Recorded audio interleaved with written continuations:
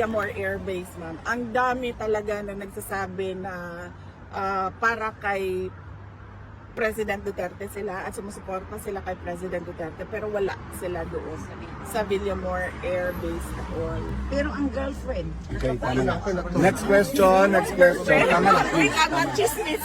Sino ang girlfriend, Next ma'am? question. Yun. Oh. Napakinggan ko yung interview ni Manong Chavez sa Bilyonaryo na pag bumalik ako muna po kayo sa 2024, support ko daw po ko sa iyo. Dahil nagka-amnesia na daw po si Alzheimer na si BBM.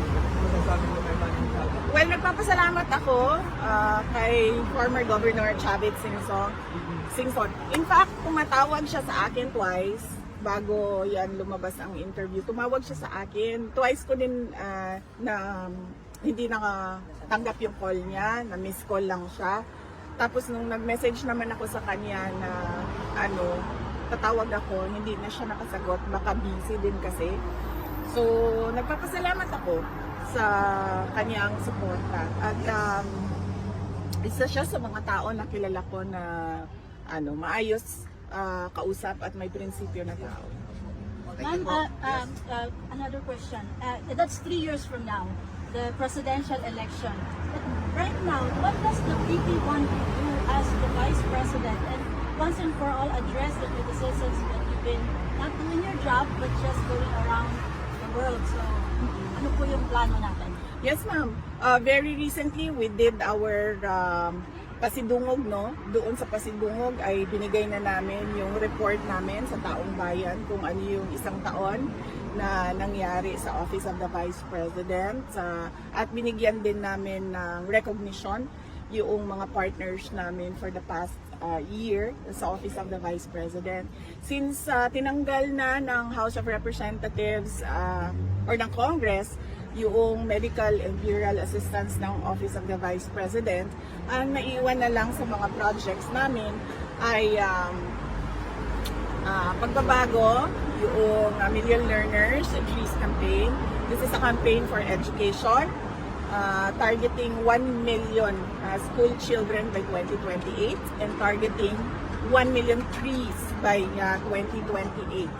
And then ang next namin is ang Magnegosyo Taday namin. This is targeting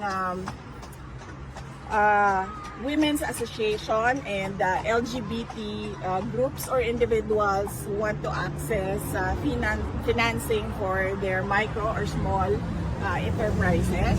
And then ang next is we still have our disaster operations center. Yun sila, araw-araw yun nagbibigay ng tulong namin kapag merong sunog, may baha, merong evacuees dahil sa pagsabog ng bulkan or dahil sa bagyo, kung ano man yung problem doon sa area of responsibility nila.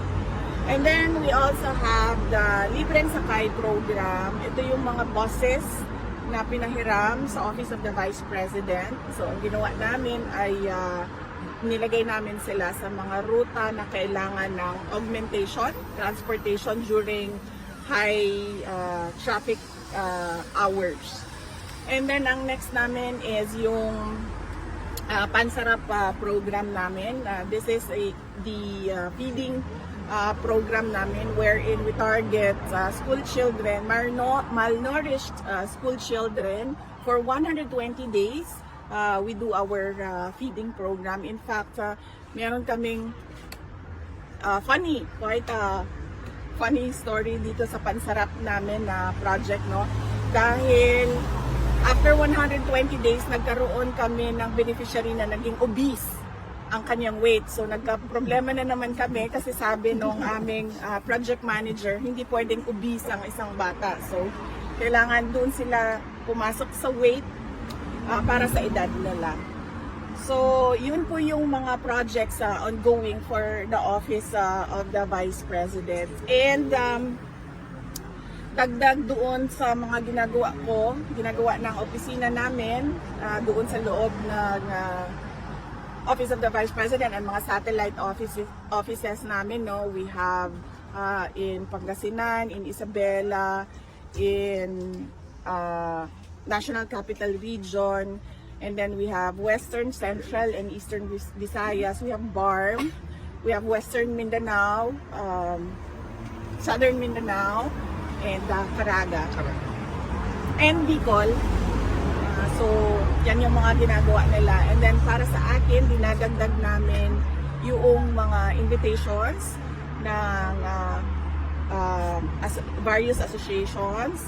And then yung invitations ng Filipino communities abroad, mainly to discuss what happened to President Duterte at anong nangyari doon sa kanyang extraordinary rendition and yung injustice ng ICC, injustice na ginagawa ng ICC, holding an 80-year-old man in detention knowing he has health problems.